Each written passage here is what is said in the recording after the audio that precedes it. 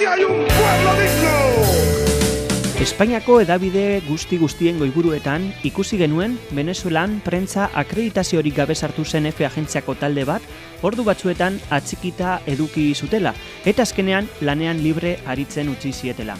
Alabaina, ez genuen lerro bakar bat irakurri Boro LH kazetari independientea Panaman 22 orduan atxikita eduki eta ondoren deportatu izanari buruz, Nicolás Maduroren aldeko nazioarteko topagune batera zioanean.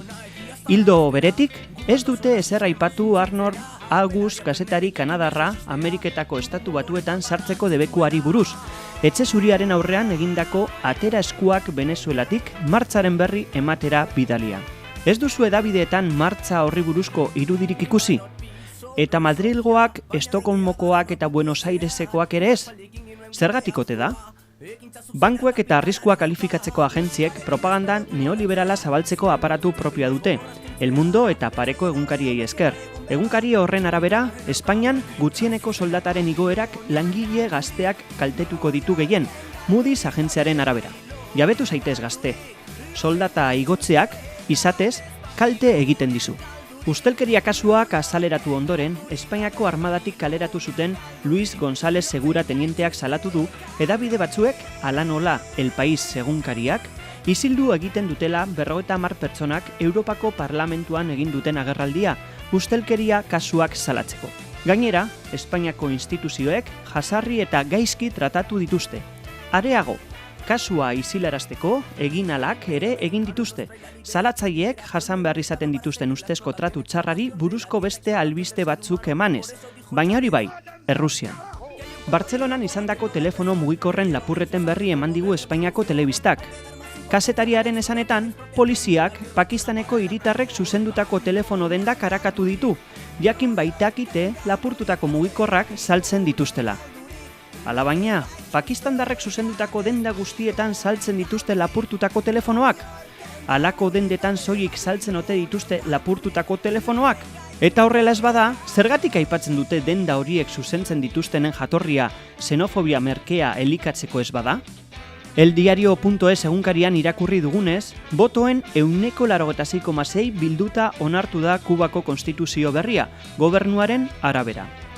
Bitxia da hauteskunde emaitzak gobernuaren arabera izatea, Kuban direnean. Hauteskundeak Ameriketako estatu batuetan, Brasilen edo Europan egiten badira, bukaerako ohar hori soberan egoten da.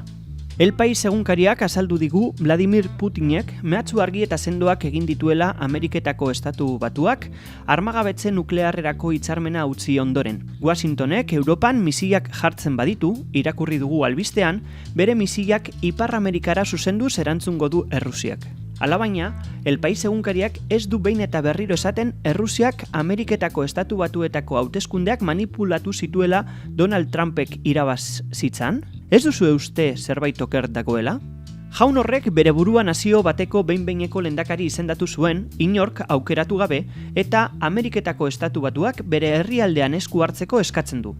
Horrelako norbait iritzi publikoak serioetan hartzeko ezinbestekoa da irudi kanpaina itzela, de masa egitea. Ez dago esan beharrik, ordea, gezurretan eta marketingean oinarritutako kanpaina izan dela ezinbestean. Juan Guaidó fenomenoak arrakasta itzela lortu du. Aurreikusi gabeko bizita babes manifestazio erraldoia bihurtu da, argitaratu du El País egunkariak berrikitan. Alabaina, Venezuelako ekitaldi horien argazkiak zergatik izaten dira beti hurbileko planoak edo angeluzabalarekin hartutakoak? Egingo aldugu probatxo bat Valentzia hirian joan den martxoaren 16an egindako azken ekitaldiaren airetiko argazki batekin? Eta zer moduz egun berean izandako martxa txabistarekin gauza bera egiten badugu? Guaidó globoa pizka bat haustu da, ezta? El País egunkariak pozik ospatu zuen Twitterrek Venezuelako hainbat kontu itzi izana Maduroren erregimenaren eta beraren propagandaren alde lan egiten zutela eta. Aitzitik, hitzik ez hedabide handiek eta inteligentzia zerbitzu batzuek babestutako oposizioaren propagandasare erraldoiaz. Hitzik ez, halaber, txabismoaren aurkako dozenaka fake newsei buruz. Venezuelako Nitu Pérez kazetariak Twitterren argitaratutako argazki batean polizia bat ageri zen, itxuraz polizia venezuelarra ume bat jipoitzen. Goiburua, munstro bat indigena errugabe bat jotzen. Gogorra ezta? Bada, 2010ean Bangladesen ateratako argazkia da. Miguel Bosé kantariak gordetzeko moduko bitzio kaleratu zituen. Batean, Nazio Batuen erakundeari eskatzen zion Maduroren erregimenaren torturak geldiarazteko, adingabeak jipoitzen ageri ziren bideo batekin batera. Arazoa, hauxe, bideoa ez zen Venezuelan grabatu, Kolonbian baizik. Egun batzuk geroago, Bosek hiltzaile kriminala esan zion Madurori, eta heriotza opa zion, Donald Trumpek bidalitako giza laguntza zeramaten 2 kamioi erretzeagatik. 15 egun geroago, The New York Times egunkariak bideo baten bidez frogatu zuen opositorek jaurtitako koktel molotov batek eragin zuela sutea. Argi dagoela dirudi. Don Diablo kospa egin du sare sozialetatik lotzaren lotzaz. Y la última cosa, y ya paso a lo que es que a veces me enciendo mucho y este tema yo lo vengo peleando desde hace 20 años.